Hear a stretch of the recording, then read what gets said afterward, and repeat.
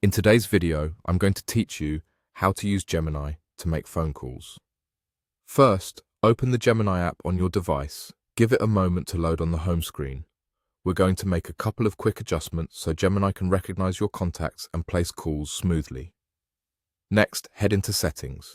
You'll usually find this by tapping your profile icon or the gear icon in the top corner of the Gemini app. Once you're in Settings, look for the option labeled Contact Info from your device.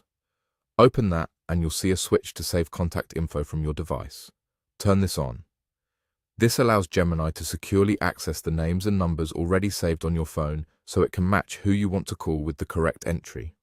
If your phone asks for permission to access contacts, confirm it so the feature works properly.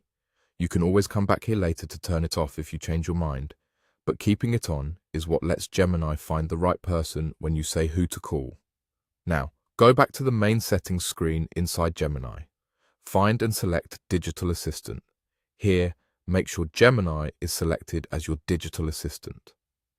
Setting Gemini as the assistant ensures that when you ask to make a call, your device routes that command through Gemini, which then starts the call using your phone's dialer. If you see a prompt asking you to confirm this choice, accept it so the selection is saved. This step is important because if another assistant is set as default, your call requests might get handled somewhere else or not work the way you expect. That's it. With contacts enabled and Gemini set as your digital assistant, you can now use Gemini to make phone calls. Just open Gemini and tell it who you want to call, or type the request if you prefer. You can use natural phrases like call, followed by the contact's name as it appears in your phone. If there are multiple numbers for the same person, Gemini may ask which one you want, such as mobile or work, and then start the call through your phone app.